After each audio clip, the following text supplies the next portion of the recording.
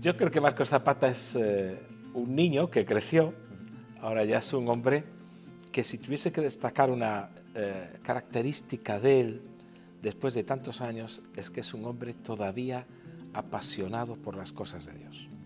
La pasión tal vez sea la seña de identidad más fuerte que hay en mí, pasión para todo. Y fíjate, con los años, después de, voy a hacer este año 40 años que conocí al Señor, Wow.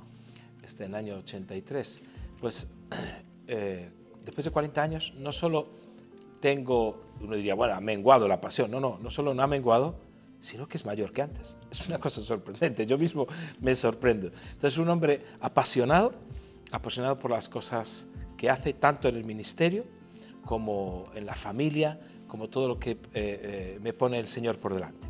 Y otra característica tal vez es que tengo demasiadas cosas en la cabeza. Entonces me fluyen muchas cosas e ideas para muchas personas, para muchos proyectos, tanto en el ámbito social, político, cultural, por supuesto eclesiástico, y eso, pero todo con pasión. Entonces, si hubiese que presentar a Marcos Zapata, diría, he aquí un hombre todavía apasionado por Dios. Y con muchos sueños por delante. Sí, sueños. No, es decir, el problema es que uno no tiene la vida suficiente para alcanzarlos. Para desarrollarlo. Entonces hay que enfocarse en algunos sueños en concreto porque no puedes alcanzar. Entonces, ¿cómo me enfoco? Desarrollando líderes que lleven a cabo sus propios sueños, que yo creo que al final nuestros sueños se resumen en un solo sueño, que es el sueño de Dios. Es decir, es la misión de Dios. Desde los años 50 hubo un cambio de paradigma en los conceptos de misión. Antes se hablaba que la Iglesia de Dios tiene una misión. Ese paradigma ha cambiado y se dice que el Dios de la misión tiene una iglesia. Es Dios quien está en misión. Tenemos un Dios misionero. Tuvo un hijo solamente y lo hizo misionero. Entonces envía a su hijo en misión. Y nosotros no tenemos misión, sino que la misión es de Dios. Y simplemente nos involucramos en esa misión, es decir, en el sueño de Dios, todavía de haber alcanzado esta tierra. Fíjate, el sueño de Dios está muy bien descrito en Apocalipsis 7:9. ¿Te acuerdas ese texto que dice que había una gran multitud de todo pueblo, de toda lengua, de toda nación que estaban adorando allí al Cordero? Entonces esa gran multitud dice que nadie podía contar. Esa es la característica principal. No solo que tenían vestidos de lino, significado de la santidad, sino una multitud que nadie puede contar y todavía está sin alcanzar. Hay multitud de gallegos, hay multitud de andaluces, hay multitud de nigerianos, de cualquier país, que todavía está por alcanzar. Ese es mi sueño. Ese es mi sueño porque sigue siendo el sueño de Dios.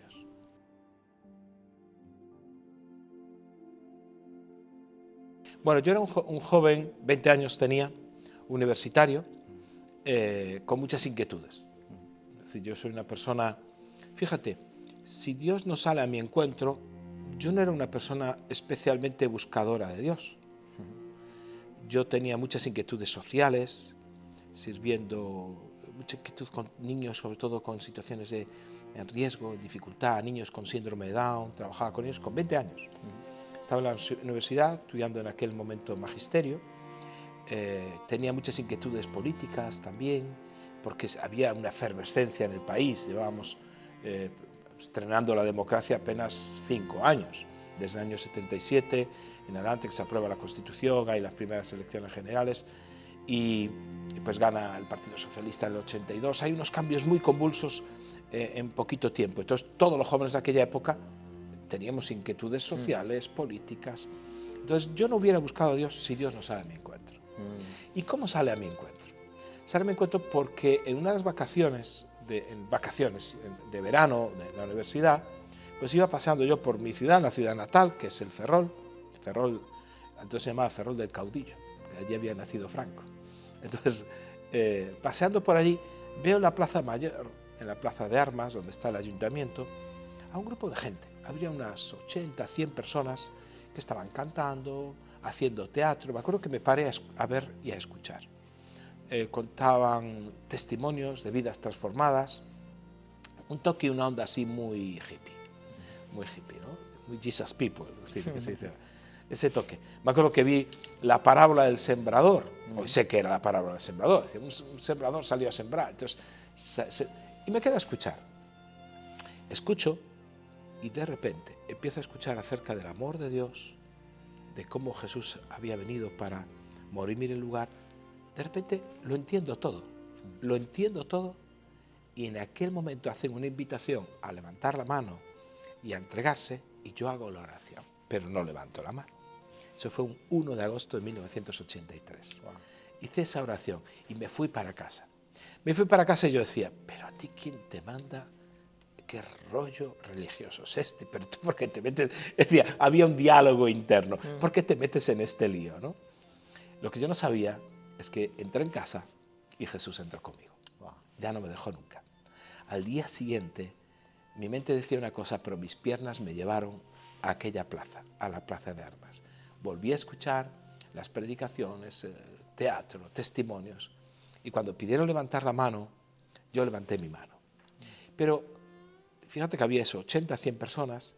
Me había impactado la persona que había predicado el día anterior. Un hombre bajito de barba. Y yo creo que hice mi primera oración en mi vida, porque aquel joven de 20 años dijo, voy a levantar mi mano, y sé por qué, porque querrán hablar conmigo. Ojalá venga a hablar conmigo el bajito de barbas de ayer. Fue lo que pensé. ¿Y quién estaba a mi lado?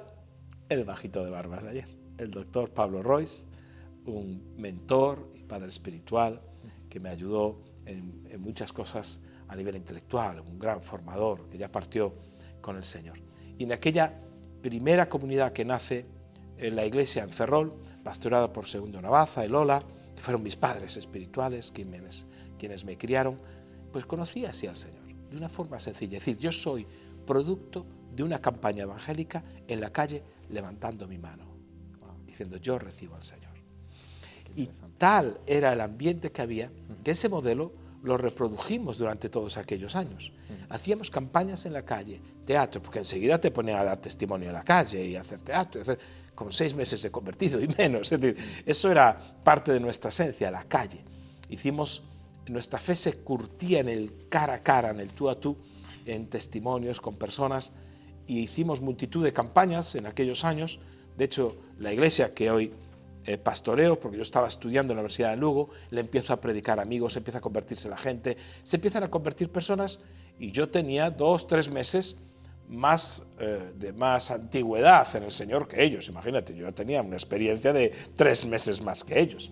Entonces yo les hacía yo los estudios bíblicos para mí, y luego se lo daba a aquellos jóvenes, pero teníamos una pasión preciosa. Hicimos también una campaña ya después en el año 89 en Lugo, de la que surgió y floreció la iglesia que hoy pastoreo. Así que yo a veces me dice, en España nadie se convierte en campañas. Digo, un momento, aquí estoy yo, por la fe y la pasión de otros, de Segundo y Lola, que amaban la tierra de Ferrol, por su oración yo estoy aquí.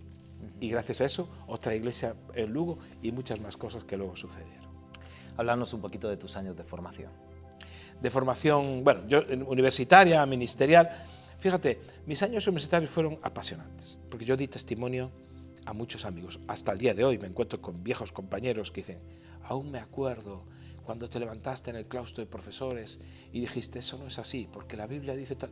Yo dije eso, imposible, yo no puedo. Sí, lo dijiste, todos estamos asombrados. Es decir, había una pasión desde que me convertí por las cosas del Señor, sin miedo, sin ningún tipo de vergüenza, pero al mismo tiempo sin perder el cerebro.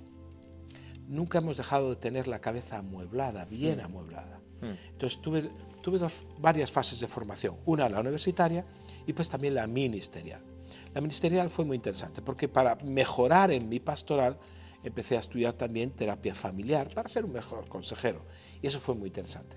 En la universidad, porque también pudimos dar testimonio en contextos universitarios.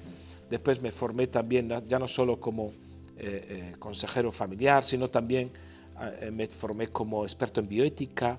Yo soy bioeticista, en temas sobre todo de ética clínica, ¿no? En situaciones, ya sabes ahora que está de moda de de la eutanasia, sobre todo las crisis, los asuntos de bioética, los problemas surgen al principio de la vida o al final de la vida. Son los asuntos más delicados y más complicados. Entonces me formé también mucho en el área de bioética, y el área de bioética te lleva a formarte inevitablemente en filosofía, una fuerte formación filosófica y en muchas ramas del pensamiento. Entonces, creo que me parezco más a aquellos viejos, bueno, lo de viejos ya me estoy acercando, ¿no? Pero aquellos viejos sabios del siglo XIX que tenían mentalidad enciclopédica, es decir, que sabe uno de muchas cosas, pero saber de mucho, a veces ya sabes el dicho, ¿no? Quien abarca mucho, poco aprieta. Saber de mucho te da la capacidad de tener una visión global de cómo está la sociedad, una visión global incluso de cómo está la Iglesia, y te capacita para estar en ciertos lugares y poder ser una luz y una esperanza. Entonces allí donde estuve siempre formándome, siempre fui luz y nunca, pero nunca, Benjamín, escondí mi identidad como evangélico o como pastor. Nunca. Eso siempre por delante. Y anecdóticamente, cuando no escondes identidades, eso se vuelve muy atractivo. Porque las personas anhelan tener a gente que cree en sí misma y que no esconde su identidad, que está seguro de lo que cree. Cuando eso es así, entonces es posible establecer puentes de diálogo con personas diferentes, sobre todo a nivel formativo, ¿no? Aunque te diga, no creo, pero me tengo que decir por qué creo, por esto. Y no esconder identidades. Eso es muy importante. Así que mis años formativos fueron, bueno, casi te voy a decir, son muy interesantes, porque no dejo de formarme, ¿no? Sigo estudiando mucho, sigo leyendo mucho y tengo una biblioteca gigantesca con más de 3.000 volúmenes y es una cosa que me sigue apasionando, ¿no? Me sigue apasionando seguir leyendo, estudiando, y tengo que escribir más. He escrito poco, pero tengo que escribir más, tengo que editar y escribir más.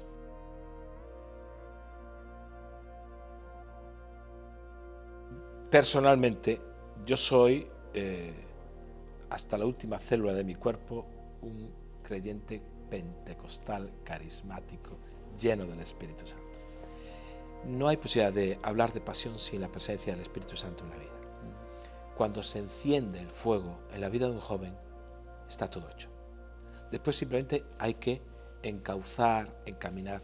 Pero yo creo que una de las cosas que hacen falta hoy en día es volver a recuperar el ministerio del Espíritu Santo, no solo entre los jóvenes, entre todas las personas, pero especialmente en el sector más joven. Lo que a mí me atrapó como joven es precisamente ese encuentro con el Espíritu Santo y ese llamamiento a servirle. Es decir, un llamamiento a servir simplemente desde un punto de vista cerebral, de, bueno, sí, tengo que hacerlo porque hay que hacerlo, sí, alguien tiene que hacerlo, eso dura muy poquito. Es decir, fíjate que todos los llamamientos y todos los encuentros que hay en la Biblia que encienden la pasión, siempre, bueno, todos los encuentros, todas las personas que sirven a Dios, desde Moisés hasta David, siempre son con un encuentro, parten de un encuentro espiritual. Ese encuentro espiritual lleva a las personas a servir a Dios, cualquiera que sean las circunstancias y cualquiera que sea el precio. Entonces yo creo que tenemos que reenfatizar de nuevo el ministerio del Espíritu Santo y la doctrina del bautismo en el Espíritu Santo allí donde estemos. No hay que avergonzarse, somos pentecostales y es lo que creemos. Es lo que creemos y es lo que practicamos. Eso por una parte. Una vez que está encendida la pasión, hay otro elemento que es esencial, que es la formación. Es decir, si tienes pasión pero no tienes formación, hay un desequilibrio. Entonces, ¿qué te apasiona y en qué eres bueno? Si estás apasionado por la comunicación, fórmate en áreas de comunicación. Si estás apasionado en temas del corazón de la gente, fórmate en consejería, estudia, es decir, fórmate bien, porque cuando tú juntas pasión con formación, eso es un cóctel explosivo, lo que hace que la gente se sienta feliz, satisfecha. Y pues hay otro tercer elemento, porque a veces mucha gente dice, ¿cómo sé yo dónde es el lugar de Dios para mi vida? Muchos jóvenes, ¿cómo sé yo? Mira, tienes que juntar pasión, en qué te apasiona, en qué eres bueno y qué necesidad hay a tu alrededor. Pues si a ti te apasionan los niños y eres bueno con los niños, pero vives en un barrio de ricos, donde nadie tiene necesidad para trabajar con niños, igual tienes que ubicarte en otros contextos sociales donde tu don y tu pasión sí sea necesaria. Tienes el don, tienes el talento y ahora hay la necesidad que tiene que ser cubierta. ¿Qué pasa con muchos jóvenes? Tienen pasión por servir a Dios, pero no tienen contextos donde hacerlo. Entonces, su único foco de servir a Dios es la iglesia. Y la iglesia no es el ámbito de ministerio de nadie, es el mundo que está perdido. La iglesia es un ámbito de servicio, donde nos formamos, donde nos preparamos, donde nos equipamos para la batalla, para la misión. Y la misión de Dios, que es ganar a esa multitud que hay que llenar del cielo, a nuestros amigos, nuestros compañeros. Ese es el ámbito del ministerio real, ese es el ámbito de servicio. Entonces acuérdate, pasión, más talento, más en lo que eres bueno, más ámbito de necesidad, supliendo una necesidad, muchacho, ahí con 100 jóvenes así, conquisto yo España.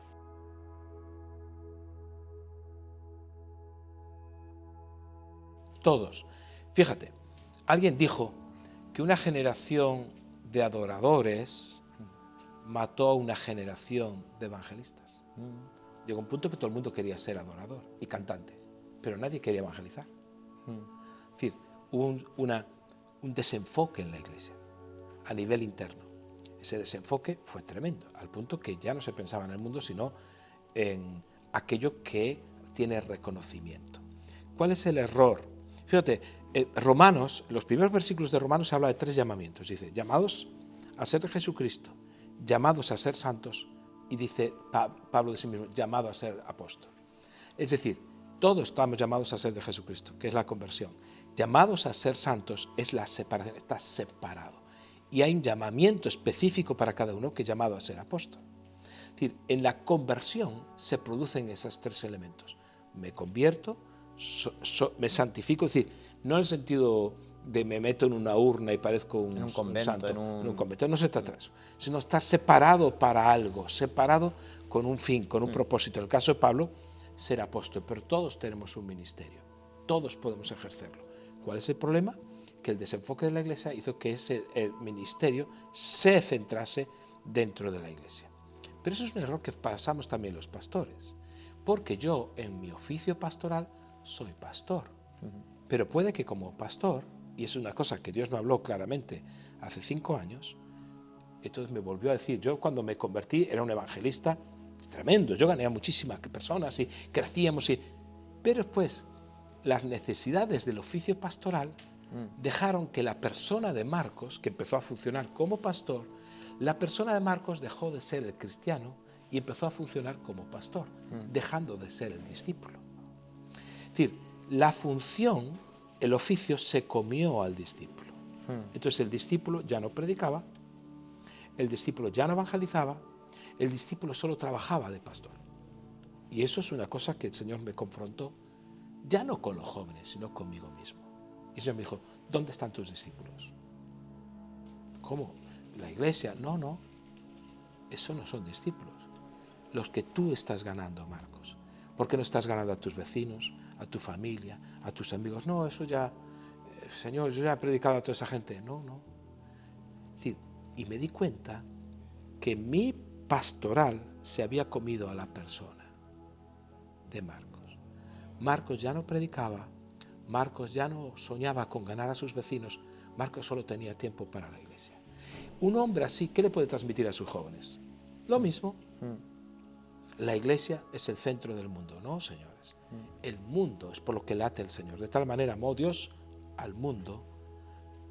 Entonces hubo que reubicar eso. Entonces, ¿cuál es el error? El error es que muchas veces nosotros nos hemos desenfocado en la misión de Dios. Entonces les hablamos a nuestros jóvenes y a nuestra gente poniendo que ellos son el centro de nuestro ministerio.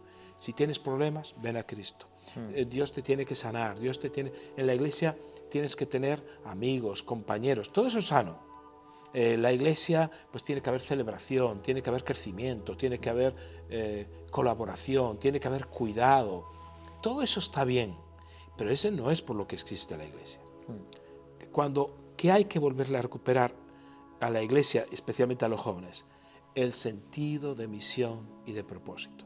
Tú imagínate, Benjamín, que un amigo tuyo te dice, ¿sabes? Me voy al ejército. Porque he escuchado que en el ejército... ¿Por qué? ¿Por qué te metes en el ejército? Es que escuché que en el ejército se hacen unos amigos para siempre. Estás peleando ahí hombro con hombro y esa persona que defiende tu vida y tú con él, ese amigo queda para siempre. Entonces me meto al ejército por hacer amigos. ¿Y cómo desfilan? ¿Y qué guapos van vestidos cuando van de uniforme de gala? ¿Y los himnos militares? Y dices, creo que te estás equivocando, tío. El ejército existe por una misión. La misión es la defensa de la integridad territorial de nuestro país. Y eso te puede llevar, lo estamos viviendo ahora con Europa, a dar la vida y a morir. Es decir, la amistad en el ejército, esas cosas que las que hablas, son frutos de la misión. La iglesia es exactamente igual. La iglesia no está para hacer amigos. La iglesia no está para celebrar, aunque celebramos. No está para cuidar, aunque cuidamos. No fue creada para eso. La iglesia fue creada para una misión. Cuando un joven capta esto, y claro que se hacen amigos, claro que se hacen compañeros de viaje, claro que alabamos, claro que crecemos espiritualmente, pero ¿por qué? Por la misión. Entonces, ¿qué pasó conmigo? Que yo me enfoco en ese cuidado, celebración, crecimiento, todas esas cosas que son aspectos indispensables, pero secundarios frente a la misión. Entonces hubo que recuperar el sentido de misión y hubo que transmitírselo a todos los jóvenes. Y hoy hay un cambio radical, incluso en nuestra iglesia, en la mentalidad de los propios jóvenes, del concepto de misión. Ellos se lideran a sí mismos, están ganando a mucha gente y están convirtiéndose en muchos jóvenes. Si no te expones a lo que crees, esa enseñanza te hace, en palabras de Jesús, más tonto. Porque Jesús dijo, ¿qué le compararé a un hombre que oye lo que yo digo? Termina así el Sermón del Monte, en Mateo 7. Y termina y dice, ¿con qué lo compararé? Al hombre que escucha y hace la palabra, lo compara a un hombre que edifica sobre la roca. Dice, pero ¿y el hombre que escucha, pero no pone en práctica lo que escucha? Dice, lo compararé a un hombre, y muchas traducciones dicen, necio, insensato, tonto. Es una palabra suave para decir, este es un necio. ¿Qué hacemos nosotros cuando le decimos a la gente, le damos más conocimiento, pero no les probemos experiencias, opciones de experiencias de poner en práctica ese conocimiento? Estamos haciendo a la gente más tonta, porque entonces tienen la cabeza hinchada y los pies muy pequeñitos. Entonces, cuanto antes expongamos a la gente a poner en práctica lo que han aprendido, aunque sea lo que sea. Si estamos predicando sobre el perdón, tienen que poner en práctica eso. Si estamos hablando sobre evangelización, tienen que ponerlo en práctica. Si no, ¿qué hacemos? Tenemos técnicos sobre evangelización, pero nadie evangeliza. Decía el filósofo danés Kierkegaard, decía que era creyente, él escribía y decía que la iglesia le recordaba al gallo en el gallinero. Entonces el gallinero cada domingo se subía encima de un púlpito y empezaba a predicar, cacarear, ¿no? Entonces cacareaba, todas las gallinas se juntaban alrededor de él y escuchaban asombradas lo bien que cacareaba, lo bien que predicaba el gallo. Y les decía, siempre les hablaba tan bien de su autoestima. Decía, ¿saben qué? Nosotros somos aves, no como otros animales de este corral, que corren, que fíjense el cerdo. No, nosotros somos aves. ¿Y qué nos caracteriza a las aves? Que volamos. Las aves volamos. Y fíjense, tenemos alas, tenemos plumas, por eso somos aves. Estamos caracterizados y nuestra identidad y bla, bla. Hablaba de las maravillas de lo que era volar. Y decía Kierkegaard. Y al acabar el gallo de predicar sobre las aves y el volar, todos volvieron andando a sus respectivos lugares del corral. Entonces a veces me llama la atención que a veces la iglesia es igual. Predicamos sobre el volar y volvemos andando. Entonces es mejor enseñar cosas más sencillas y que la gente las ponga en práctica. Porque, insisto, Dios no ha dado a su Hijo para hacer crecer la iglesia. Dios ha dado a su Hijo por amor a un mundo que está perdido. Y hay que recuperar ese sentido de misión y cuanto antes expongas a los jóvenes. Yo me crié, a al poquito tiempo de convertirme, lo decía antes, ya estaba dando testimonio en la calle y estaba en el tú a tú. Hoy ese modelo evangelístico a lo mejor ya no es tan eficiente, aunque en verano se pueden hacer campañas, se pueden hacer, digamos, maniobras de corto plazo para exponer a los jóvenes a ese tipo de situaciones. Pero hay que entrenar a la Iglesia en evangelismo relacional, en el tú a tú, en el uno a uno, donde pongan en práctica no solo evangelizar, sino hacer discípulos. Eh,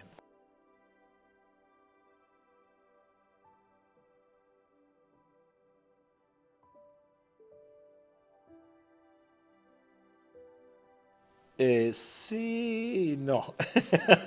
Sí, no, fíjate. En los tiempos que yo me convierto, como te decía antes, es un tiempo convulso a nivel social y político. Entonces la gente que se convertía estaba realmente involucrada, es decir, en muchos aspectos sociales. Y la gente apasionada por algo, cuando Dios la rescata, siguen apasionados. El ejemplo bíblico es el del apóstol Pablo. El tipo estaba claramente determinado en perseguir a la iglesia, era un apasionado en lo suyo. Dios le abre los ojos y él no perdió la pasión, simplemente la cambió por el enfoque correcto, ¿no? Que es la voluntad de Dios. En lo que dices, en nuestra experiencia, porque yo tengo que hablar desde mi experiencia como pastor en la iglesia allá en la ciudad de Lugo, una ciudad de 100.000 habitantes, no muy grande, pero que estamos viendo una visitación, un pequeño avivamiento, se convierte gente impresionante. Estamos viendo testimonios tan increíbles, Benjamín.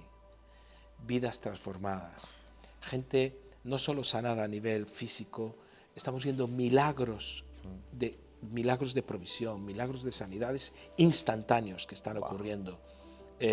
Estamos viendo vidas transformadas de gente que fue quebrada, abusada, herida. Eso sí que yo puedo dar testimonio que cada vez viene la gente más quebrada y más rota a la iglesia. Acaba de responder a la pregunta. Hay buenas noticias, dando honor al nombre de la iglesia, que vienen desde el noroeste de España, desde Lugo, y wow. Hay buenas noticias. Hay buenas noticias. Mira, desde estos 5 años que yo te hablaba de cambio de paradigma, que yo tuve que pasar personalmente, que no ha sido fácil, y que estoy en ello, de cambio de visión de lo que es la pastoral y de lo que significa hacer y ser iglesia, la iglesia se ha duplicado, casi estamos en el camino de triplicar la iglesia. Todas las semanas se convierte gente, Benjamín. Wow. Todas las semanas. No conocemos ningún domingo que una persona no se haya entregado al Señor. O en los grupos pequeños, en casas que tenemos más de 50 grupos. Eso es un hervidero, porque 50 redes pescan muchísimo más que a lo mejor que 100 cañas, ¿entiendes? O que 200 cañas. Pescan mucho más. Pero todos los líderes que están liderando en esos grupos pequeños, ¿enfocados en qué? En la misión. Nosotros siempre tuvimos grupos pequeños, por más de células o como le quieras llamar, ¿no? Durante 25 años y no funcionaban. Se hacían, al principio bien, empezaban bien, boom, para abajo, bien, para abajo. Pero hasta que nos dimos cuenta que el enfoque que era, el enfoque que le animábamos a la gente era que ellos eran el centro. Dios me tiene que bendecir a mí, cuidar a mí. Bueno, grupos de amistad, grupos de estudio bíblico, grupos de relaciones, grupos de cuidado, en el que el centro era la persona. De repente nos dimos cuenta que había sido el error. Un grupo pequeño para nosotros es un grupo de hermanos, de hermanas, de matrimonios, lo que fuese, con una misión. Siempre es la misión de Dios. Cuando la gente se da cuenta de eso, es decir, pasan a un aspecto secundario, a veces incluso mis propios problemas, porque cuando ves que alguien se convierte y vienen heridos, vienen quebrados, oyes historias, algunas terribles, y dices, cómo el Evangelio viene y da luz. Personas, estoy acordándome de una mujer abusada desde niña por su papá durante años en su país. Escapa de casa cuando tuvo la edad para casarse y se casa con un hombre mal casada por escapar de ese horror y se encuentra con otro horror diferente, un hombre que la maltrata a palizas, tiene 6 hijos. Es decir, hace un año llega a nuestra iglesia, no sabe ni una persona le habló, pero descreída de todo porque solo tenía una cosa en su corazón, odio. Lógico, el que yo tendría si no conociese al Señor. Llega, conoce al Señor y hay una sanidad interior en su vida donde derrama No solo perdón, porque al perdonar y todas esas cosas empieza una nueva vida. Y esa nueva vida, ese gozo, esa alegría, se la empieza a transmitir a sus hijos. Entonces, lo que es ver hijos, 16 años, 17 años, viendo a su mamá amargada, a una madre completamente diferente. De esos testimonios te podría contar, te podría hablar ahora te puedo, si quieres, hacer solo una entrevista de testimonios, de vidas, de hombres. Un ingeniero de telecomunicaciones, un hombre con un nivel formativo impresionante, un hombre quebrado por la vida, porque su mujer tuvo un accidente y muere ella y sus 3 hijos en ese accidente. Ya no daba nada por su vida, solo le quedaba vivir hasta morir. Y como un día viene al grupo pequeño que estábamos en casa, viene porque uno de los hermanos del grupo pequeño le insiste, y él por quitarse encima a un cliente que tenía, bueno, esto no, viene y como él dice, yo no sabía, yo entré en aquella casa y cuando salí me fui con un grupo de amigos. Y siempre dice, nadie me dijo que tenía que ir a la iglesia, nadie es nadie, porque estábamos tomando un café, charlando, hablando de Dios, de nuestros testimonios, de nuestras vidas, pero yo no podía aguantar, dije, ¿a qué iglesia va esta gente? El domingo fue, y entra por primera vez en la iglesia y allí se entrega al Señor. Y bueno, y más sorpresas, ¿no? Porque pues la siguiente sorpresa que tuvo fue el encuentro con el Espíritu Santo. Fue lleno del Espíritu Santo. Y hoy su vida ha cambiado de una forma radical. Es decir, yo creo que sí está habiendo testimonios de vidas transformadas. Sí. El problema es que en la iglesia tenemos una estructura muy tradicional. Entonces, en esa estructura tradicional, que básicamente se resume en culto de domingo y áreas de servicio. Y eso no es la iglesia. La iglesia es la acción de los creyentes en todos los entornos sociales, en el mercado, en el instituto, en el trabajo. Las células, nuestros grupos pequeños, penetran la red social de la ciudad y en todo momento y en todo lugar se está dando testimonio. Eso es muy bonito. A nivel global, yo creo que no estamos saliendo hacia afuera, ¿no? Estamos muy centrados en nosotros mismos. Y pues hay excepciones honrosas de iglesias que están haciendo impacto en su comunidad, ¿no? Iglesias que tienen una obra social fuerte y están sirviendo a la comunidad, sobre todo las iglesias, en general las iglesias evangélicas suelen tener una buena obra social, pero el problema de la iglesia sigue siendo, para mí, ese paradigma de que iglesia y culto, ese concepto de que iglesia es lo que sucede el domingo en el culto. Entonces, por eso todo el ministerio, todos los sueños de los jóvenes, tiene que servir con aquello a lo que nosotros damos valor. Es decir, que la gente reproduce aquello que nosotros valoramos y exponemos. Se ve muy bien a nivel social. A nivel social, ¿qué carreras son las más buscadas o que la gente quiere estudiar? Pues, por ejemplo, medicina, porque el reconocimiento que los médicos tienen socialmente es muy alto. Entonces, nadie quiere estudiar algo que no tenga reconocimiento. O una época que periodismo estaba muy buscado porque el reconocimiento social de los periodistas era muy alto. En los años 40, años 50 del siglo pasado, ser religioso y ser cura era una honra para una familia. Entonces estaban los seminarios llenos, porque todo el mundo quiere, digamos, ser algo que tiene algún tipo de reconocimiento. Entonces, ¿qué es lo que pasa con las iglesias en este momento? ¿O pasó? El reconocimiento prioritario de la iglesia tiene que ser con el predicador y con los que cantan. ¿Pero qué reconocimiento tiene un misionero que está en Bolivia? Ninguno. Y tú lo sabes. ¿Quién se acuerda? Sí, un grupito. Pero socialmente como iglesia no se levanta eso a una plataforma de reconocimiento diciendo, esto es lo correcto. Entonces no hay jóvenes que quieran ser misioneros, salvo algunas excepciones. Nosotros estamos apoyando económicamente un joven que fue llamado por Dios a los 18 años.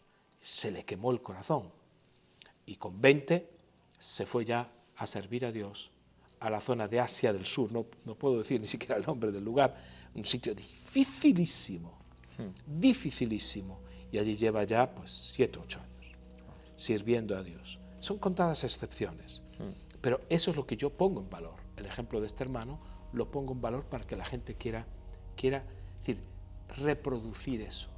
Es decir, lo que tú pones en valor, la gente quiere reproducirlo. Entonces, ¿qué es lo que ponemos en valor un domingo en la iglesia? la música y la predicación. ¿Dónde están los testimonios? Si vamos a poner valor, ¿tú has predicado? Sí, prediqué esta semana a una persona, tal, y honramos aquello que nosotros queremos que la gente reproduzca.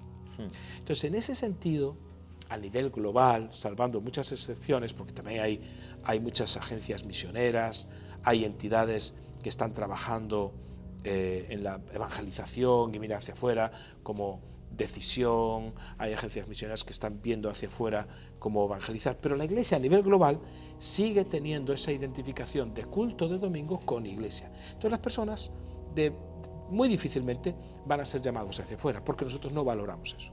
Ponemos en valor al que canta o al que predica. Y hay que cantar y hay que predicar, ¿eh? No estoy diciendo claro. que no lo haya que hacer, pero ¿cuál es el objetivo y el valor principal? La misión.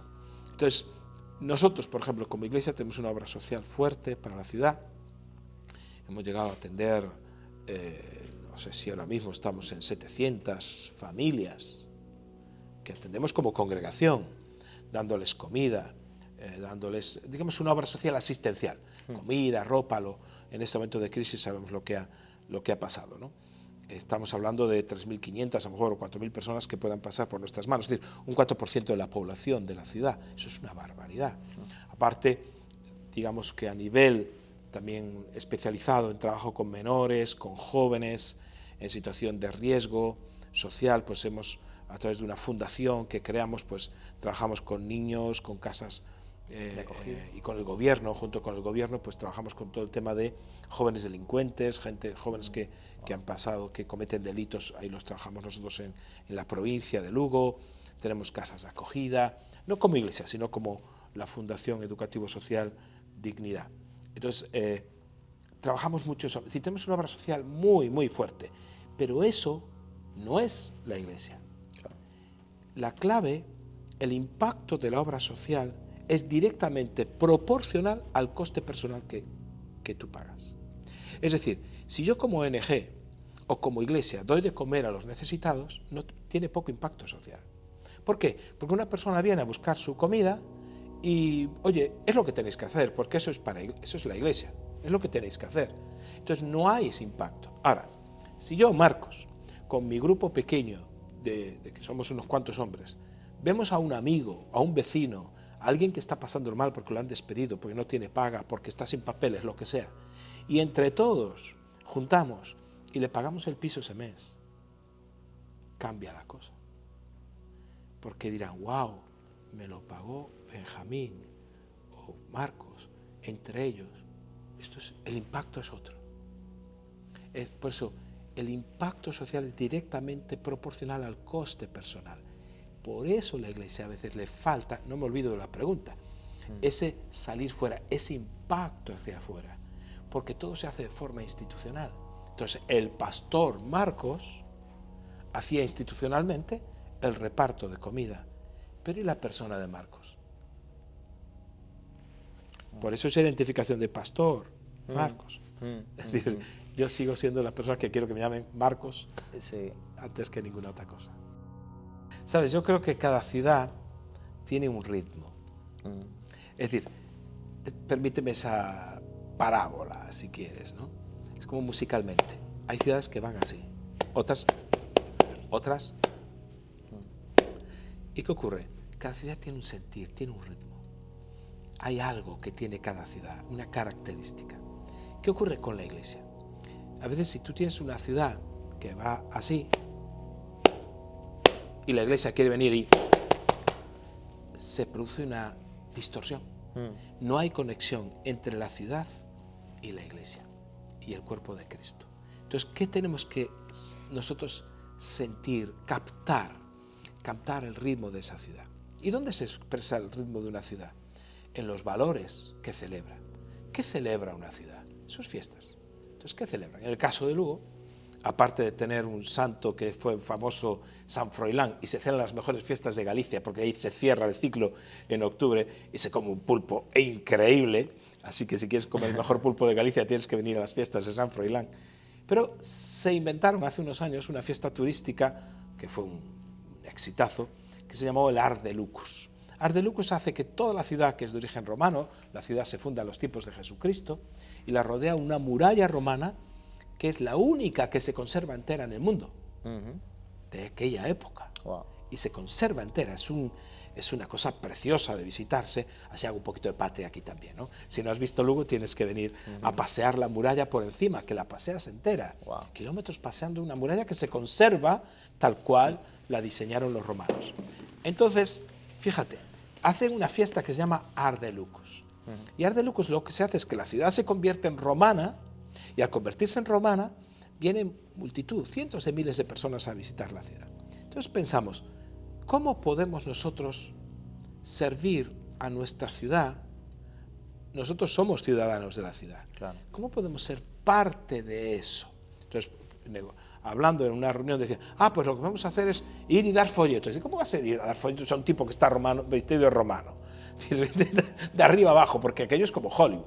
La gente se gasta, en los trajes de romanos valen 1000 y pico euros, es decir, una cosa descomunal. Y hay legiones, y hay caballos, y hay fortalezas, aquello. No tiene sentido. Entonces nos dimos cuenta que había un ámbito no bien trabajado en la ciudad, en la cual nosotros queríamos servir, que es el trabajo con los niños. Entonces, en una de las plazas principales de la ciudad, dentro de la muralla, hicimos un campamento romano para niños. Wow. Es muy bonito. Entonces, en cada campamento romano pasan por 7 fases los niños, y entonces tiro con arco, hay una serie de actividades que van pasando, y los niños van pasando por ahí, y lo único que se lo pasan estupendamente bien, y al final les damos un premio, ¿no? Cuando aún había el DVD, pues regalamos un DVD de la película Jesús para niños, que está muy bien, que es la película Jesús para niños, unos globos, unos caramelos, bueno, una serie de cosas que estaba, quien pasaba por todo el ciclo de pruebas, ¿no? Entonces, ¿el propósito es evangelístico? No. Es un evangelismo de presencia y de servicio. La Iglesia somos parte de lo que la ciudad celebra. Y no está celebrando ni a ningún santo ni a nada, es una fiesta turística. Y estamos en ese latir. Estamos conectando en la misma longitud de onda que la ciudad. Entonces ahí la gente lo que ve es, wow, qué buen trabajo hacéis. ¿Y cuánto cuesta esto? Nada, nosotros lo donamos todo. Nada. Es un servicio y cuesta un dinero. Eso cuesta un dinero porque atendemos a unos 1200 niños ese fin de semana. Wow. Y hay un montón de cosas, ¿no? Pero no es un asunto económico, es un asunto de servicio. La comunidad cristiana sirviendo a sus vecinos y a sus congéneres. No, y de hecho, cuando las autoridades nos visitan, hombre, yo es que no quiero estar hablando de mí aquí, porque yo no soy el referente, no, pero siempre nos dan las gracias por nuestra labor, y hemos convertido la iglesia en contextos también de ayuda social. Es un lugar, como es muy versátil, como cualquier iglesia evangélica. Pues hemos tenido hasta, yo qué sé, desfiles de trajes de novios y novias. Entonces hemos convertido la iglesia en un desfile de trajes y novios. Nuestros jóvenes pasean, porque los hay muy guapos y tal, y se ponen la ropa, y entonces hay un desfile de novios, de novias. ¿Y qué se hace? La iglesia se llena, pues está la alcaldesa, porque su niña también desfilaba. En fin, todo ese tipo de cosas. Otra vez, pues, un actor de teatro muy famoso que viene a nivel de Madrid, pues quería juntar, pero no tenía un local idóneo, y nuestro local es muy bueno para poder hacer ese tipo de cosas. Entonces preparó para hacer su obra de teatro. Yo quise ver qué obra de teatro era, claro, porque no vaya a ser que te lleves una sorpresa. Pero bien, una obra de teatro de contestación social, sobre la guerra, muy bien. No habría problema. Entonces mucha gente de la ciudad viene ahí y está dentro del local, dentro de la iglesia, lo ve. Hacemos muchas actividades abiertas a la comunidad, de forma que el local también sea un lugar de servicio a la asociación de vecinos, pues yo qué sé, cuando hubo la guerra de Ucrania, el centro donde se recogía toda la ayuda para Ucrania de la ciudad era nuestro local. Entonces mucha gente traía medicina, ropa, comida, entrando en el local de la iglesia. Es decir, también nuestra situación, estamos en el centro de la ciudad. Es decir, estamos muy céntricos, en un punto neurálgico, y que no estamos en el extrarradio, estamos muy bien situados, que eso es otra clave. Eso es otra clave, ¿no? De estar bien situados en la ciudad. Y somos parte. Pues otras veces hacemos un mercadillo solidario. Fíjate, uno de los mercadillos solidarios que más éxito tuvo, y vinieron miles de personas a la iglesia, fue para ayudar a la protectora de animales, porque no tenían dinero para el invierno, para poder comprar mantas para los perros, para poder comprar el pienso, porque es privada, no tienen algunas ayudas. Hicimos un mercadillo solidario con eso y fue un exitazo. La gente venía con sus perros, vosotros sí que os preocupáis. Es decir, y después lo que se ganaba todo, pues se les dio a ellos, lógicamente, ¿no? Y más mercadillos solidarios que hicimos para la Asociación de Esclerosis Múltiple. Siempre buscamos motivos solidarios para gente de nuestra ciudad. Porque tenemos hecho cosas para África, para proyectos, pero al final la gente dice, pues si aquí tenemos necesidades. Claro. Y sin dejar de atender las misiones, también bendecimos a entidades de nuestra ciudad que necesitan ayuda, asociaciones de enfermos con enfermedades no frecuentes o raras, se decía antes, ya te digo, o eso, una asociación de la protectora de animales, ¿no? Sale en la prensa, sale en televisión, eso es clave, ¿no? Eso es clave, ser parte del tejido cultural y social de la ciudad.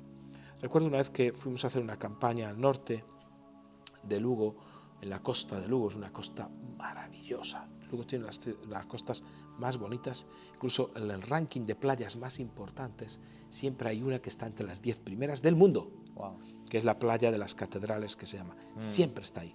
La playa, y es el segundo lugar más visitado de Galicia después de la Catedral de Santiago. Y fuimos allí a hacer una campaña, me acuerdo que el alcalde nos recibe así, tal, y el hombre abrió allí su corazón, y fue muy bueno, y nos dice, me alegro que vengan ustedes, porque aquí hay otros, claro, no está bien que yo diga esto, pero se refería a los testigos de Jehová que tienen allí, y decía, son como extraterrestres, porque no son parte de nosotros. Ellos están en su iglesia, decía su iglesia, sus cosas, no participan de fiestas. Fíjate lo que se fijaba un alcalde, no participan de la obra social, no participan en nada, solo es su mundo. Es como si llegaran extraterrestres aquí. Yo dije, wow, hay que tener cuidado, porque nosotros podemos caer en el mismo error de que vamos a vivir ya tan centrados en nosotros mismos que al final los de fuera nos vean como algo sectario. Algo sectario. Total. Me acuerdo cuando yo me convierto, tenía muy poquito tiempo de convertido, me acuerdo que estaba en una cafetería sentado, entonces el oído, ¡pac!, lo engancho, porque oigo en la barra del bar, yo estaba con unos amigos, estaba un par de hombres hablando, y dice, sí, no sé qué, que es evangélico. Entonces yo quedé así, yo tenía muy poquito, tenía 3 o 4 meses, o 6 tal vez, pero estaba recién convertido. Es evangélico. Y el otro dice, ¿y eso qué es? Dice, sí, hombre, esta gente que solo se casan entre ellos. Entonces a mí aquello me impactó, porque lo que veían solo era un mundo sectario. Sí. Eso no es cierto. Hermético. Claro que nos casamos entre nosotros, pero no somos endogámicos. Es decir, nos casamos con gente de todo tipo, de muchos países, de muchas razas. Claro. Eso no es problema, no es endogamia. Pero fíjate la evaluación que tenían. Hoy, gracias a Dios, esa forma espero. Primera vez que escucho, ¿no?, una definición así. Una persona que no participa, que no procesa, esos que se casan entre ellos. Sí, que es eso.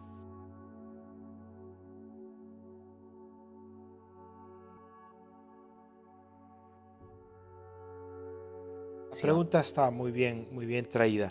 Fíjate, yo podría hablar de unos elementos muy sencillos de que a mí, es decir, es algo que me he autoimpuesto para no perder la frescura de esa pasión.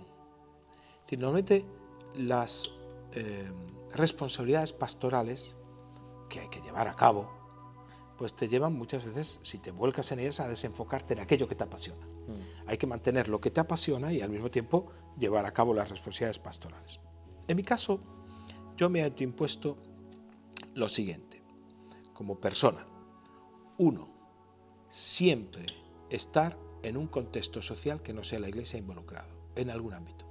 En mi caso, durante 20 años fui fundador, junto con otras personas, del Comité de Ética Pastoral, de Ética Clínica del hospital, universitario de nuestra ciudad. Y eso me mantuvo durante 20 años, no solo formándome en cuestiones de ética clínica, bioética, sino conectado con una realidad de gente no creyente, con los que sales a cenar. Es decir, mantente conectado con gente no creyente en ámbitos sociales, como pastor. Esto debe ser obligatorio para todo pastor. Porque si el pastor se desconecta de su ámbito social, vuelve al gueto. Es decir, y el problema número uno, muchas veces de los pastores, e incluso de las iglesias, es que somos autorreferenciales. ¿Cuál es nuestra referencia principal? Nosotros. Y otros como yo. Pero entonces esto es la pescadilla que se muerde la cola. Como dices tú, ¿por dónde rompemos eso? Entonces, mantenerse siempre conectado a algún ámbito no eclesiástico. En mi caso fue la bioética. Me mantuvo, bueno, no solo la bioética, también el caso de la terapia familiar. Estudiar y concursos de formación en terapia familiar. Yo trabajé secularmente siempre durante toda mi vida, fui bioocupacional, no bivocacional, solo tengo una vocación, que es servir a Dios, pero en una etapa de mi vida tuve dos ocupaciones, la iglesia y también el ámbito de, fui director de centros de menores del gobierno de Galicia durante muchos años, con especialización en jóvenes, en niños en situación de riesgo y exclusión social y jóvenes muy complicados. No sé si viste alguna vez aquella serie que había de Hermano Mayor, que eran jóvenes muy, muy difíciles y muy complicados, que este hermano mayor que había sido jugador de waterpolo, se me fue el nombre, los educaba, bueno, pues todos esos los tenía yo en un centro, todos juntos. Wow. Era una locura, ¿no? Entonces, eso me mantuvo siempre, mi pastoral nunca estuvo desconectada de la realidad social. Porque yo era director de centros de menores del gobierno, trabajaba con el juzgado, los equipos del juzgado de menores, trabajaba con los equipos de psicólogos, pedagogos, gente del gobierno, trabajadores sociales. Yo era parte de muchos equipos. Eso me mantuvo muy sano mentalmente, muy sano. Después también el ámbito del hospital y de la bioética, eso te mantiene sano. Es decir, mi recomendación número uno a los pastores sería: busca ámbitos de participación donde no sea la iglesia solo. Puede ser una asociación, puede ser, no sé, el ámbito que cada uno sienta que puede ser más, aquello que le pueda apasionar, ¿no? En ese ámbito.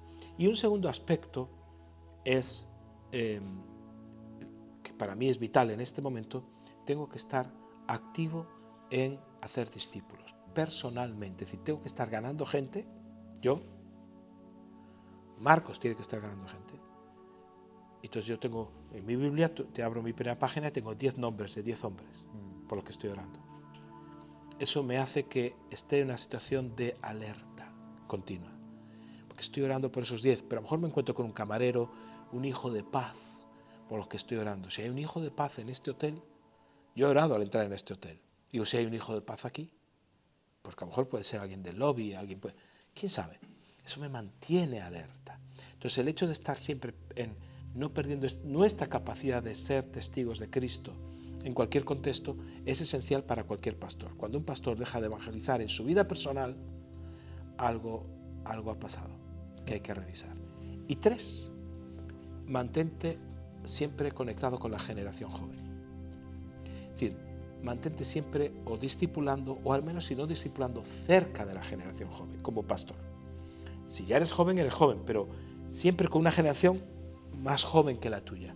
Porque los códigos culturales, lingüísticos, es decir, todos esos códigos cada vez son más complicados de entender. Entonces hay que mantenerse con otra generación. Entonces siempre estoy, bueno, en mi caso tengo un hijo de 23 años y otro de 20, entonces eso está ahí metido, ya no me queda otro. Y están ahí, además, tienen mucha influencia en sus ámbitos también de jóvenes, ¿no?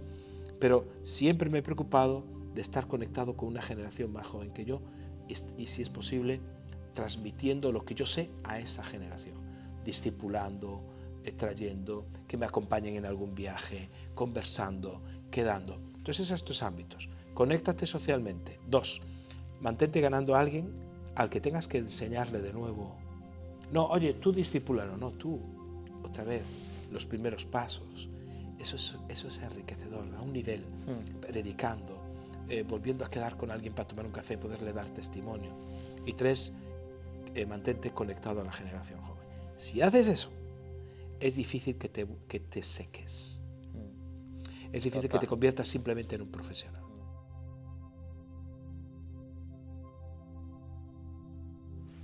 Yo, en contra de lo que muchos piensan, yo creo que sí, que ha salido fortalecida.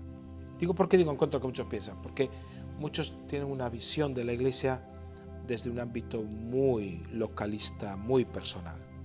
Entonces, es verdad que la Iglesia ha sido dañada en ámbito, a veces, algunas iglesias de membresía, al punto que se han menguado, o algunas, pocas, pero han desaparecido como congregación, lo cual también uno le lleva a evaluar qué clase de congregación era, porque la Biblia dice, Jesús dijo, yo edificaré mi iglesia, no la edifico yo, ni tú, ni es Cristo.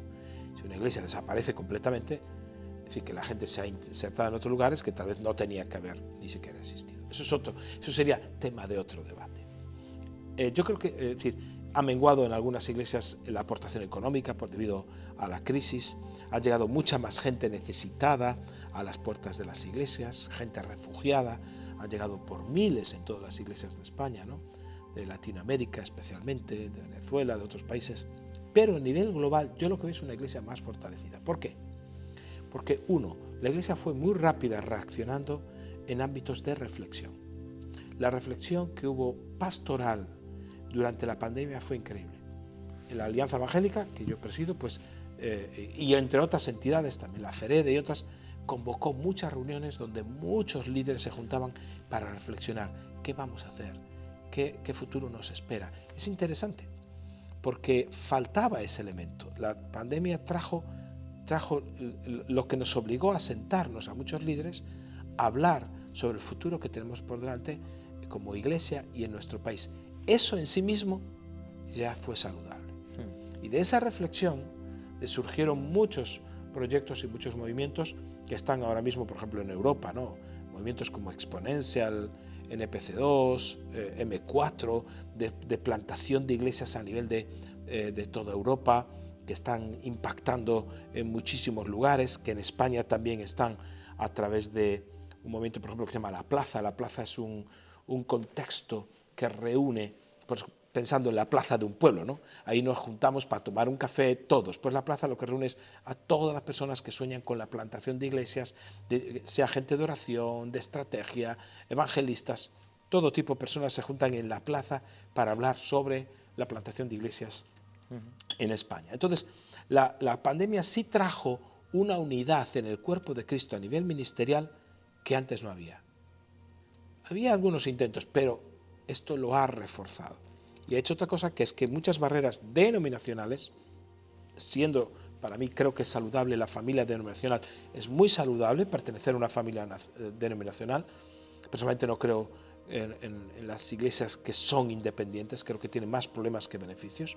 Una familia denominacional sana te da cobertura, te da estructura, pero sin dejar de pertenecer a una familia denominacional, lo que ha surgido después de la pandemia son elementos de relaciones que van más allá de la denominación. Gente que trabajamos con la misma visión, con la misma misión, con el mismo corazón por el reino de Dios. Entonces ha salido a la luz de nuevo el reino de Dios. Aquí estamos trabajando juntos. Fijaros, una pandemia puede venir a nivel global y estamos trabajando juntos. No estamos para que buenas noticias o a los pies del rey crezcan. No, tenemos que crecer. Pero es el reino de Dios lo que está avanzando. Entonces yo creo que la iglesia ha salido fortalecida en ese sentido.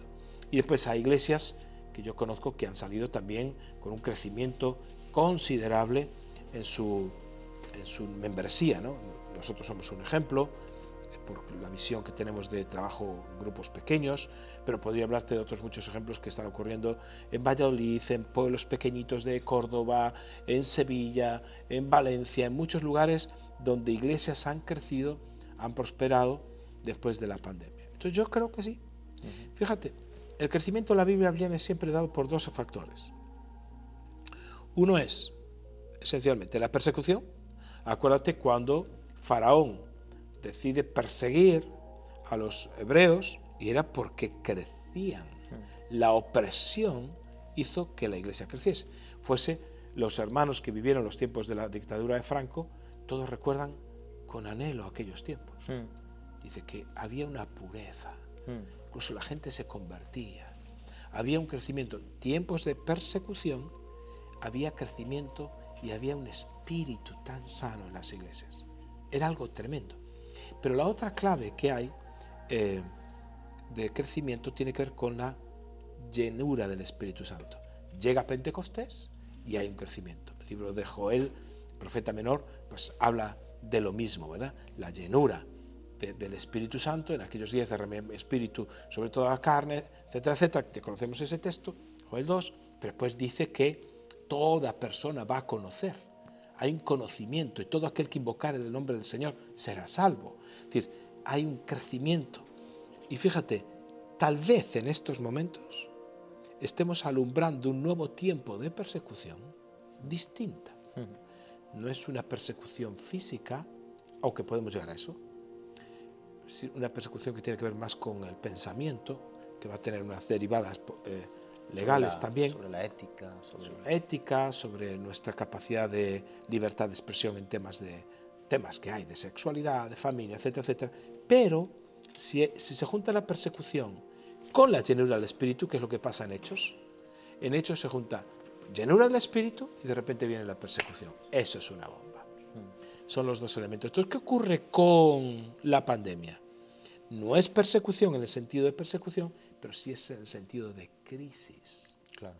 Si esa crisis nosotros somos capaces de añadir que las personas se vuelvan a Dios y sean llenos del Espíritu Santo, esto va a ser una explosión de crecimiento. Es lo que yo creo. Yo creo que sí. Yo creo que sí. Hay que estar allí donde... nosotros lo que no podemos es simplemente demonizar lo que es diferente. El gran problema es que cuando hacemos una estructura de pensamiento, las cosas tienen que ser así, acabas crucificando a lo que no se ajusta a lo que tú tienes que pensar. El Mesías tiene que ser así. Viene un Mesías que no es como tú piensas y lo crucificas. Entonces la iglesia pues tiene que ser con cantos corales. Pero de repente viene algo tocando el piano en la iglesia y fue perseguido porque el piano se tocaba en los cabarets. Claro. Hoy una iglesia tradicional es la que toca el piano. Entonces después vino la guitarra. Es decir, todo lo que es nuevo resulta siempre, es decir, genera desconfianza en ese sentido. Entonces, sin perder la esencia de lo que es el Evangelio, si hay que estar en el metaverso, estamos. Es como Internet. Claro. La iglesia tiene que estar en Internet. Es que si no está en Internet, ¿dónde está? Hay gente que siempre está buscando expresiones del anticristo. Yo recuerdo en mis tiempos que era el código de barras. Eso sí, era como estar señalado. En fin, más allá de las teorías escatológicas que están muy en boga, yo creo que hay que estar allí donde la gente está. Simplemente. Está en el metaverso, que está en Internet. Eso no es ni siquiera cuestionable. Otra cosa es cómo vamos a estar ahí. No vas a vender tus principios por estar en el metaverso. Pero hay que estar donde la gente está. ¿Y por qué no abrir una iglesia en el metaverso? ¿Por qué no? Pero crees que las fincas están carísimas, que ya lo he mirado. Ya lo he mirado. Hay una crisis de vivienda, hay una crisis de locales. Veremos por dónde caminamos. Porque fue como la pandemia. La gente confundió membresía con audiencia. Y la audiencia no es membresía. Es decir, evidentemente no puedes hacer reuniones por Zoom y por Internet. Eso no es membresía. La membresía requiere eso, el contacto físico. Es decir, ¿qué aporte tiene una reunión física que no aporte Internet? Contacto físico. La presencia de Dios es distinta. Lo que yo puedo aportar en una reunión física no la puedo aportar por Internet. En Internet solo me queda ser espectador, pero no ser actor. Entonces se espera que en una reunión física yo pueda ser actor, es decir, pueda ser alguien que participa. Entonces las reuniones por Internet o el metaverso estaría muy bien ubicadas para personas que no se pueden desplazar, personas que están en pueblos pequeños donde no hay iglesia, ahí donde nosotros tenemos que incidir para que las herramientas y el mundo online en el que vivimos, porque ya no puedes estar offline, no puedes estar. Esto ya está. No estoy, no, está no sé, anacoreta que vive por ahí por el monte, no sé. Pero, es decir, cómo servir a los que no pueden congregarse dándole herramientas para que tengan sentido de pertenencia. Y esto es importante. Mira, la Alianza Evangélica es la institución más antigua evangélica que existe en España. Tenemos ahora 145 años de historia. Wow. Y surge porque allá por el siglo XIX un pastor se llama Matamoros, mal nombre para un misionero nefasto, ¿no? Entonces es perseguido por causa de su fe y es muy interesante, no voy a hacer la historia larga, sino corta. El hombre es perseguido, es expulsado y se reúnen incluso gente de toda Europa, presidentes, reyes, que escriben para la libertad, al final es exiliado. Y ahí surgen los hermanos de aquella época, surgen con tres, digamos, columnas principales. Una es la defensa caso de Matamoros, la defensa del Evangelio, 1, 2, la oración unida de las pocas comunidades evangélicas que había en aquel momento, porque en un trienio liberal se abrieron las puertas y muchos misioneros, sobre todo de Inglaterra, llegaron para predicar. Acuérdate de George Borrow, el famoso que escribió la Biblia en España, un libro que es de lectura obligatoria para todo evangélico, la Biblia en España, porque él narra sus historias en el siglo XIX por todos los pueblos donde va, y que, fíjate, es una Biblia que un libro que se reedita en la época de la Segunda República y lo prologa Manuel Azaña, que fue presidente de la República, él mismo, porque los evangélicos tenían entonces una presencia social y política muchísimo más fuerte que hoy en día, en ese aspecto. Entonces, 1, la defensa; 2, la oración; 3, la unidad. Durante años se ha trabajado desde la Alianza Evangélica. La Alianza Evangélica era la única institución que existía donde se hacía esa defensa del Evangelio. Incluso del Evangelio había una comisión de defensa que pactó con el gobierno en los tiempos de Franco se trabajó en la ley de libertad religiosa y otras leyes, hasta que llega la democracia y la Alianza Evangélica, que aglutinaba espiritualmente a líderes españoles, personas, bueno, pueden ser líderes o no, pero personas evangélicas que se hacen miembros, se afilian. ¿Por qué? Porque creían que la Alianza Evangélica tenía que seguir luchando por la defensa, por la unidad y también por la oración.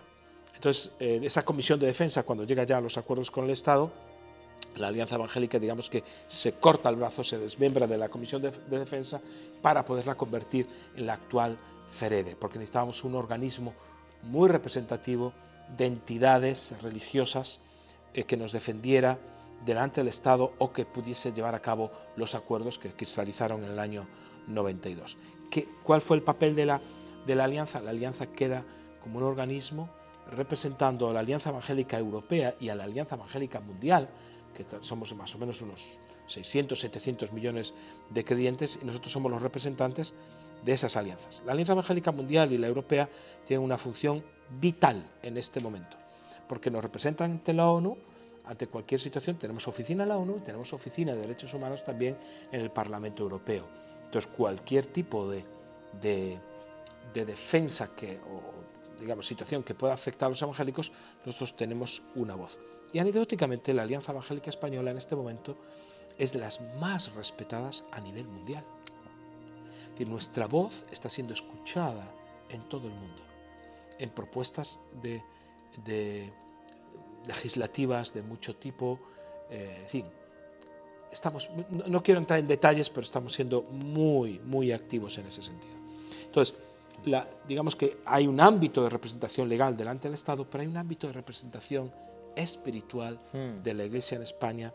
Eso es lo que es la diferencia de FEREDE. ¿Qué es la diferencia? Exactamente. Entonces, nosotros somos un grupo de personas, cientos de personas afiliadas, que no representamos a denominaciones, no representamos ni siquiera iglesias, nos representamos a nosotros mismos. Entonces, bien invitado, Benjamín viene, se hace miembro de la Alianza y representa a Benjamín. Eso nos da una libertad de acción muy rápida, porque ante situaciones de leyes injustas que han salido, tenemos la capacidad de sacar comunicados, consensuándolos muy rápido y dar una voz, si quieres hasta una voz profética. Y muchas personas dicen, bueno, los evangélicos, ¿qué pensamos acerca de la eutanasia? ¿Qué dice la Alianza Evangélica? Veamos sus comunicados. Tenemos seguidores, pues en torno a 1 millón de lecturas al mes, que es una barbaridad. Y estamos también siendo una voz muy escuchada por parte del gobierno, a nivel europeo y también a nivel latinoamericano. Y pues está otros ámbitos de trabajo que tenemos: iglesia y sociedad e iglesia y misión, donde trabajamos grupos de trabajo como bioética, acabamos de hacer junto con los grupos bíblicos universitarios, y con el grupo de graduados y con el Consejo Evangélico de Madrid, pues un congreso de bioética muy, muy interesante. Trajimos a John Wyatt, un pensador de primera línea, y otros pensadores ingleses, donde ya estamos hablando de otros conceptos, ya del transhumanismo. Es el tema que ahora mismo en Europa se está empezando a legislar. ¿Qué pasa con las personas que pronto ya van a ser semi-humanas? Eso ya está sobre la mesa. Entonces nosotros tenemos que aportar a ese discurso. No podemos que lleguen las cosas y luego, porque ya se está hablando ya no solo de transgénero, sino que ya hay gente que está en el concepto de transespecie, decir, de ser humano a pasar a otro tipo de especie, pero lo que está en boga sobre todo es el concepto, lo que se está pensando es del transhumanismo. ¿Qué pasa con las personas que finalmente pueden ser biónicas?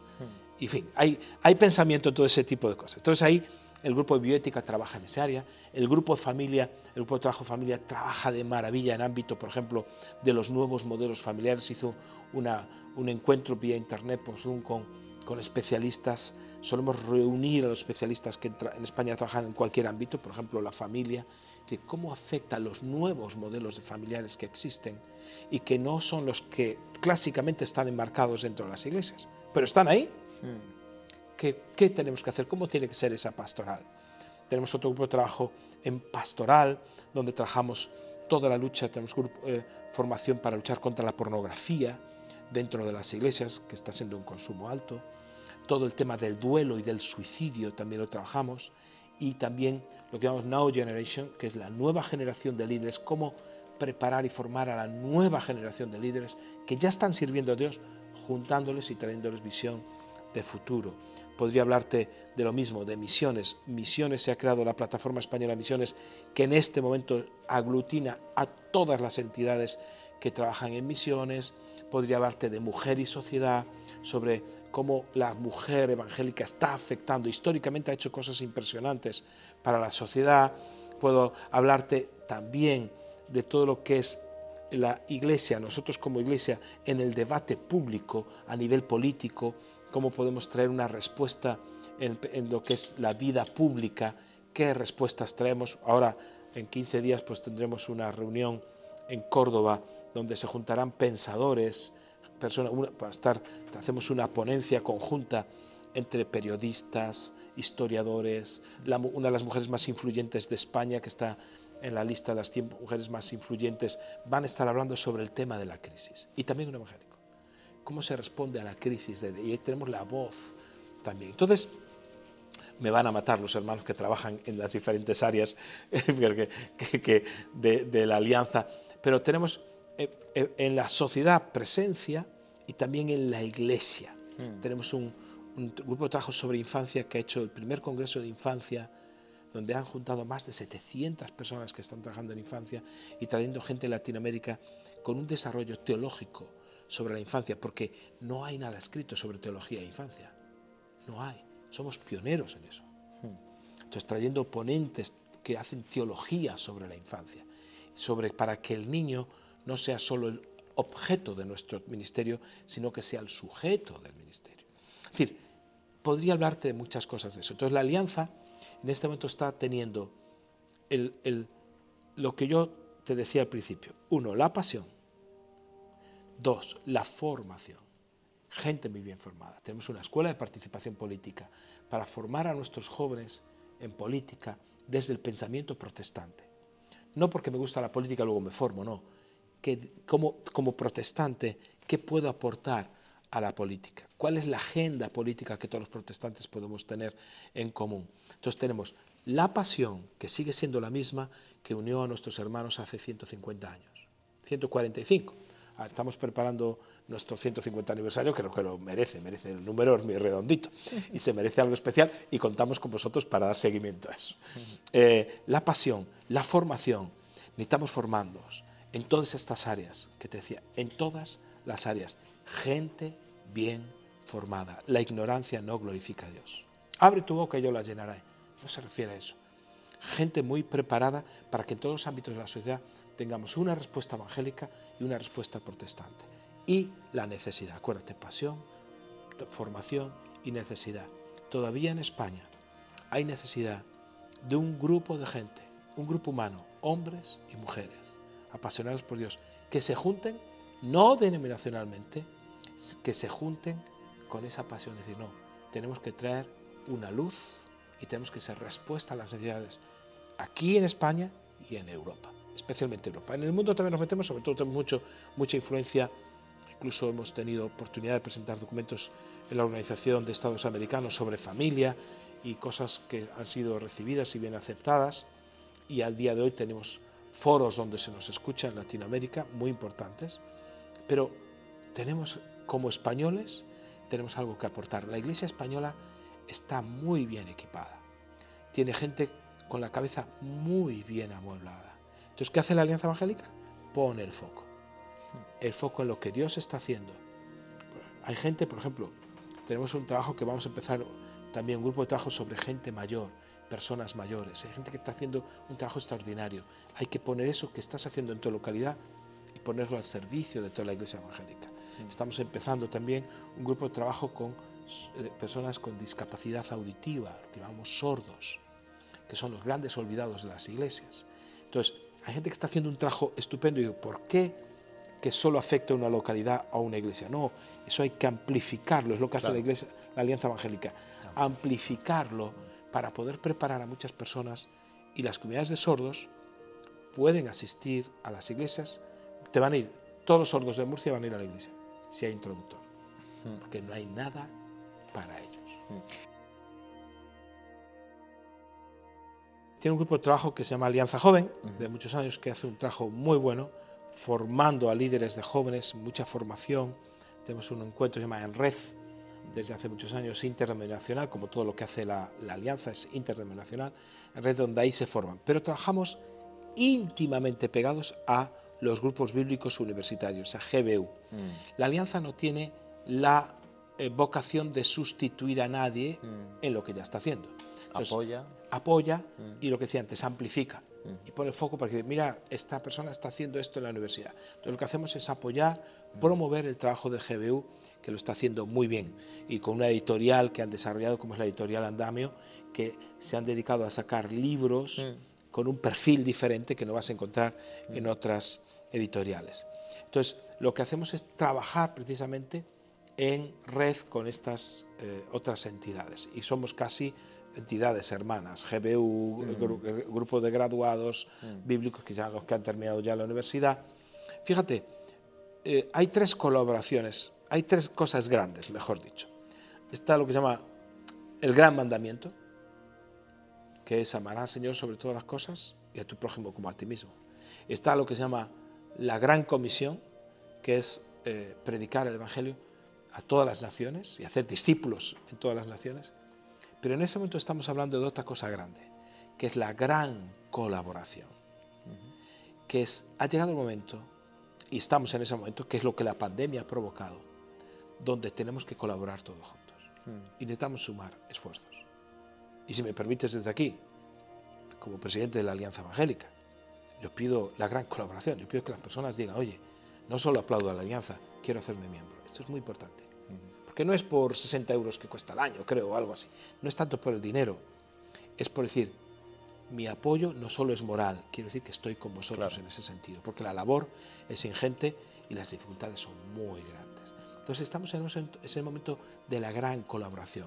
Nosotros no vamos a competir con GBU, lo que hay que hacer es apoyar a los hermanos que están soñando, que es su sueño, que están apasionados por eso, que son buenos en eso, están preparados, formados, y tres, están supliendo una necesidad, igual que en otros ámbitos, igual que en otros ámbitos. Entonces, si tú me dices, mira, hay este ámbito que nadie está trabajando en esto en España, Marcos, ¿qué podemos hacer? Diríamos, ¿quiénes son los mejores que podemos encontrar en España, en otros lugares, para venir, para formar, para elevar a la Iglesia, para empoderarla, no para sustituirla? Ese es el foco nuestro, siempre empoderar a otros para que hagan la obra, no sustituirla. Y ese es y como no tenemos que juntar a denominaciones para que se pongan de acuerdo en un comunicado, porque en mi denominación cree una cosa sobre esto y tú la tuya otra, es decir, no tenemos esas peleas, no tiene que ver con eso, sino que somos cristianos con los mismos valores, de diferentes colores, diferentes familias denominacionales, que somos capaces de juntarnos en pro de un bien común, que es la defensa del Evangelio, la unidad del pueblo de Dios y, por supuesto, orar de forma fuerte en estos tiempos en los que estamos y que se avecinan, que no son fáciles. Fíjate, muchas personas critican esos grandes eventos, pero es interesante que si tú subrayas en la Biblia, o solo en los Evangelios, ya no vayas ni al libro de Hechos, que ya sería, las multitudes que seguían a Jesús. Evidentemente Jesús no fundamentó su ministerio sobre las multitudes, sino sobre un grupo selecto de discípulos. Selecto no en el sentido elitista, sino seleccionado. a lo mejor hay que aclararlo todo, entonces, por si acaso, sino un grupo pequeño de discípulos a los que pudo seleccionar y trabajar con ellos. Pero las multitudes le seguían, multitudes, gentío, que se agolpaba, que nadie podía contar. En Hechos, aunque dije que no voy a decir, te encuentras que había, termina los evangelios con 500, en Hechos había 120, 3.000, 5.000. ¿Por qué sabían que había 3.000 convertidos? ¿Por qué? Porque alguien los contó. Luego sí era importante contarlos. No era secundario. ¿Por qué supo que...? ¿Quién contó los 153? 153 veces. Había un contador ahí. Había un contador, había alguien que contaba, porque los números sí son importantes, no como números en sí, sino como sistema de evaluación. Tú cuando vas al médico, perdona esta introducción a la pregunta que me estás haciendo, y te hace una analítica, los números evalúan tu estado de la salud. El colesterol está en lo que sea, yo no tengo ni idea, pero en alto, bajo, porque ve los números. Ahora, los números no son tu salud. Los números simplemente hablan de cómo está tu salud, pero no son la salud. Igual que la Iglesia. Los números no hablan de sí mismo de la salud, pero son un indicador, algo que nos dice cómo estás. Entonces, ¿qué pasa con Aglow cuando quiere hacer un número de 5.000 mujeres que se quiere juntar? Habla de algo que está ocurriendo. Me encantan los retiros de hombres. Yo he sido parte de la Junta Nacional de la Conferencia Nacional de Hombres durante, no sé, 15, 20 años. Ya pierdo la cuenta. También fui eso. Entonces, he sido consejero del movimiento de Aglow en España. Y el hecho de que juntes personas en un lugar adorando, escuchando la palabra, tiene varios efectos. Uno, en la iglesia donde somos, como España, una minoría, el efecto de ánimo que tiene verse de wow, no estoy solo.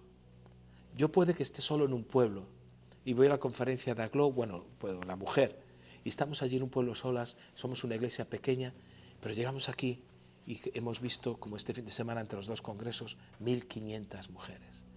Ese efecto de espaldarazo al ánimo, esa mujer sale de forma distinta, aunque no hubiese otro elemento, ¿vale? No hubiese otro elemento. Dos, las mujeres en sí mismas tienen una estructura social actualmente, emocional, pero también hay un discurso social sobre el papel de la mujer en la sociedad en este momento que está siendo muy, muy beligerante. Entonces las mujeres evangélicas también tienen un discurso y tienen una voz. Y tienen que unirse para eso. Tienen un discurso, tienen una voz, algo que decirle a la sociedad y a la comunidad. Y eso es importante en Aglow. Y tres, Aglow no es la visión de un macro congreso. Aglow son comunidades de mujeres por toda la península que están evangelizando, que se reúnen en cafeterías, que están hablando a sus amigas y una vez al año se reúnen. ¿Para qué? Pues para celebrar. ¿Qué celebran? Celebran que se han convertido en mujeres, celebran que hay matrimonios que se han restaurado, celebran que hay vidas que se han rescatado de las puertas del mismo infierno y celebran que eso está creciendo. Entonces, ese ámbito de celebración, de restauración, ese ámbito es una fiesta. Y el ser 5.000 es una meta muy bonita. Es una meta muy bonita, porque si se logra para el 2024 reunir 5.000 mujeres, eso va a ser un efecto multiplicador. Y animo bueno, desde mi ámbito como pastor y como presidente de la Alianza Evangélica también, a que animéis a vuestras mujeres, a vuestras hermanas. Bueno, no hace falta que las animemos, se animan a sí mismas, eso no. Pero que apoyemos, esa es la palabra correcta, sí. Que alentemos el poder estar en la Aglow 2024, porque eso va a ser un boom. Yo al menos no me lo voy a perder. No. Allá en Córdoba, y aparte, Córdoba es una ciudad digna de visitarse y de pasear. El apóstol Pablo, no me cabe ninguna duda. Bueno, yo de niño leía muchos, pero el primer libro que me impactó, me impactó ya siendo un adolescente de 13, 14 años, fue Sinué el egipcio, de Mika Baltari. Me impactó, fue la primera novela que yo leí grande. De niño había leído más libros, pero el primer libro, si yo tuviera que decir uno, Sinué el egipcio. Por favor, lo tiene que leer todo el mundo. Wow. Yo he tenido un padre espiritual, que es Segundo Navaza, que está vivo, que es el que ha sido mi pastor, y no puedo obviarlo en mi trayectoria. Y pues he tenido otros dos, unos referentes como es Pablo Royce, aquel médico bajito de barbas, un hombre que fue un mentor para mí, Juan José Churrarín, que ya acaba de partir con el Señor.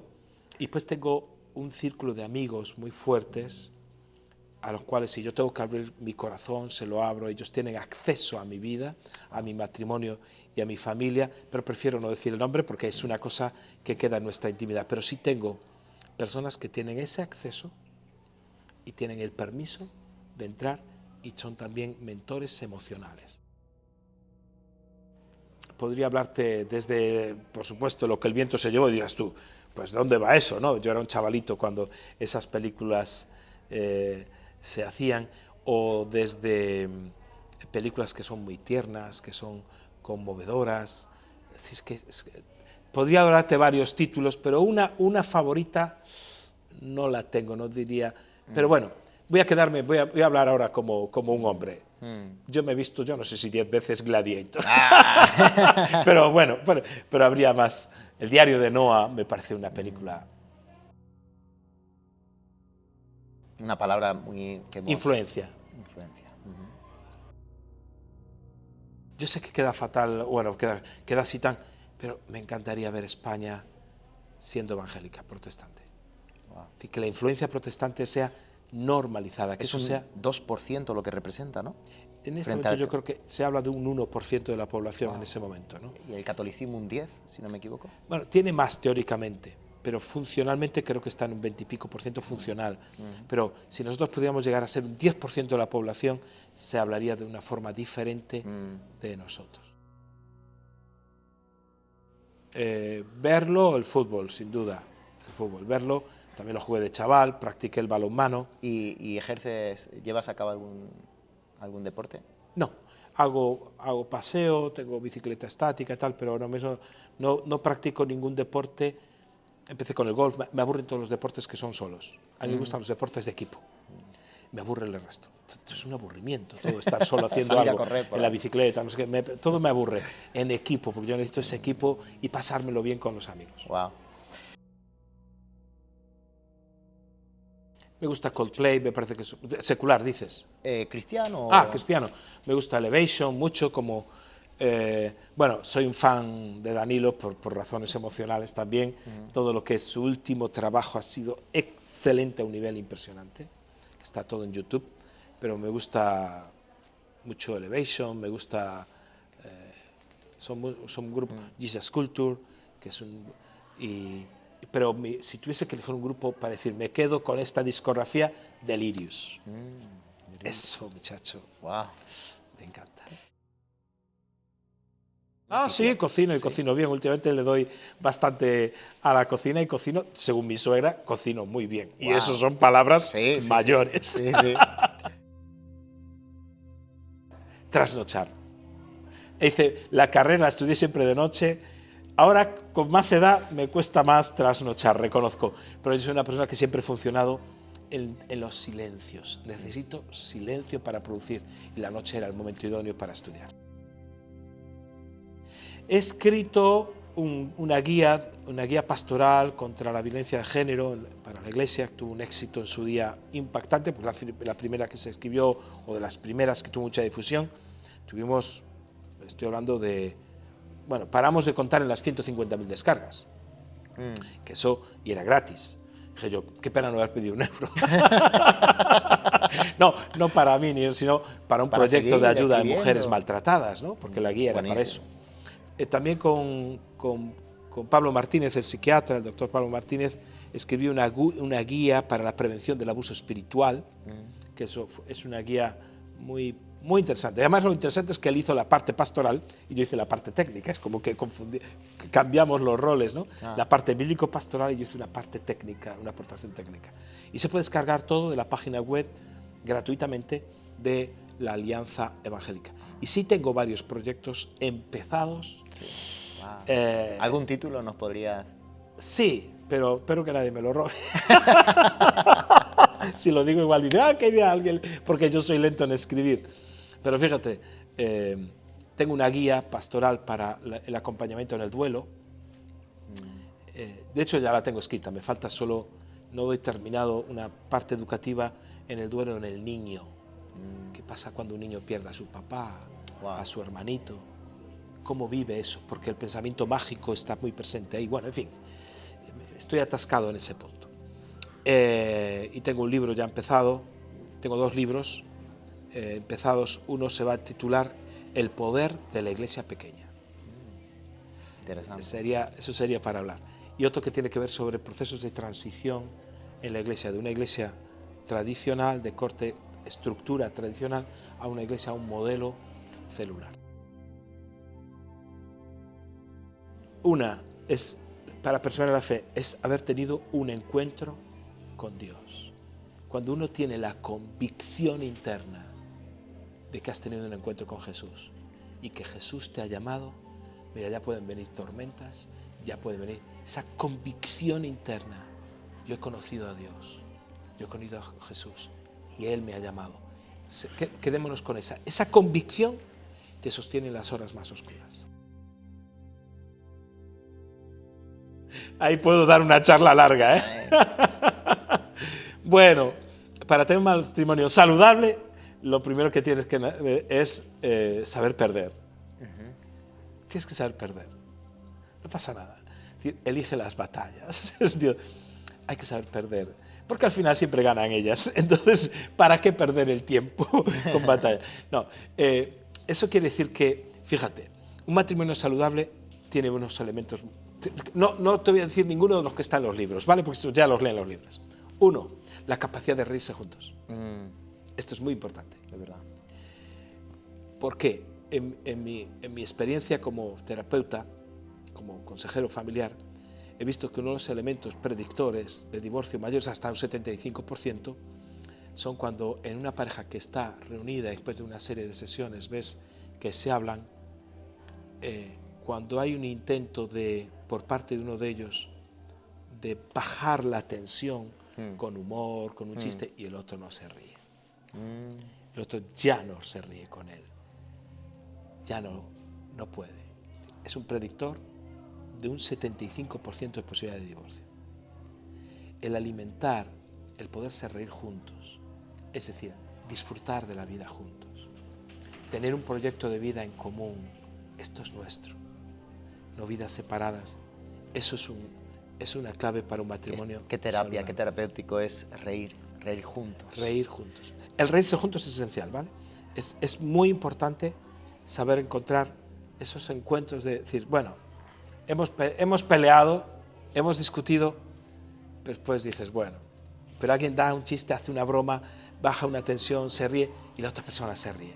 Entonces, cuando eso pasa, ese matrimonio está salvado.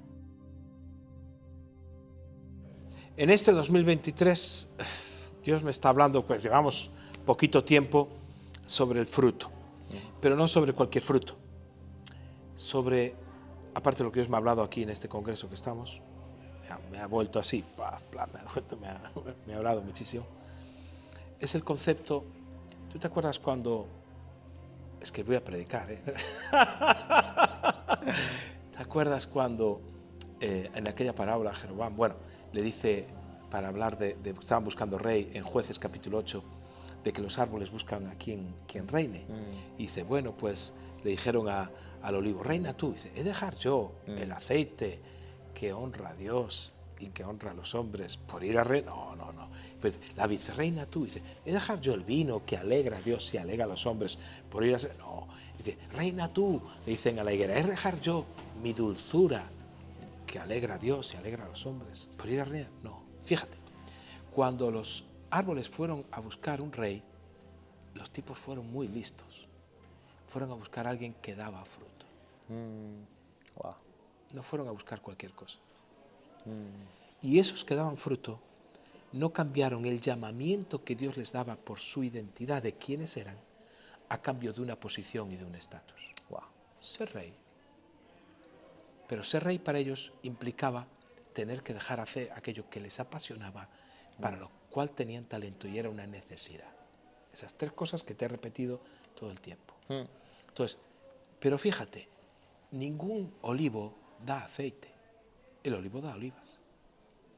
Ninguna vid da vino, la vid da uvas.